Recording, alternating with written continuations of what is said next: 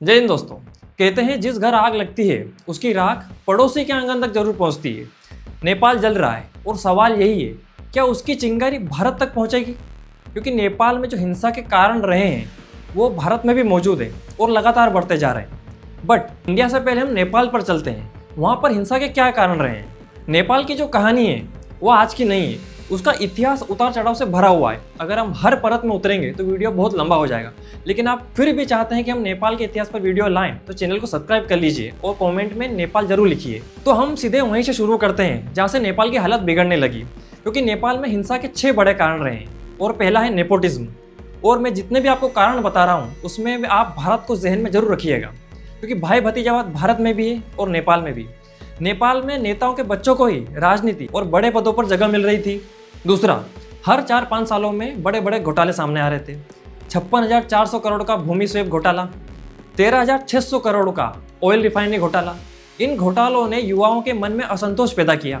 तीसरा, बेरोजगारी और महंगाई। और हाँ, भारत को जहन में जरूर रखिएगा, क्योंकि वहाँ के युवाओं को भी नौकरी नहीं मिल रही।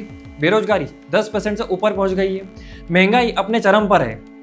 चौथा, नेपाल के युवा देख रहे थे कि उनका पड़ोसी देश भारत लगातार शिक्षा, टेक्नोलॉजी और विकास में रफ्तार से आगे बढ़ रहा है, इसलिए उनमें पीछे छूटने की बेचैनी पैदा हो गई। पांचवा, 5 साल में लगातार सरकारें बदल रही थी। बदलते पीएम और अस्थिर सरकारों में जनता को स्थिर नेतृत्व नहीं मिल पाया।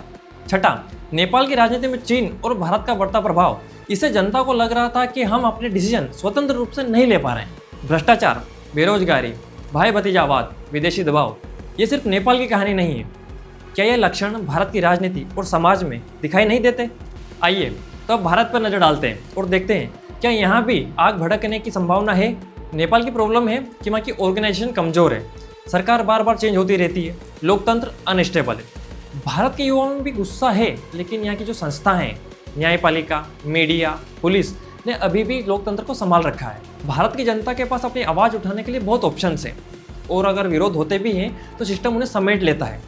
इसलिए नेपाल जैसा सीधा विस्फोट भारत में तुरंत शायद न हो, लेकिन अगर समस्याएं बढ़ी और जनता की आवाज़ नहीं सुनी गई तो कोई भी लोकतंत्र हिल सकता है। तो दोस्तों, नेपाल हमें एक आईना दिखाता है कि अगर यूथ की आवाज़ दबा दी जाए, करप्शन और अनएम्प्लॉयमेंट का इलाज न हो तो डेमोक्रेसी किसी भी दिन वायलेंस में बदल सकती है। क्योंकि लोकतंत्र को बचाने के लिए सिर्फ वोट इनफ नहीं है, एक सतर्क नागरिक बने रहना उसकी असली गारंटी है।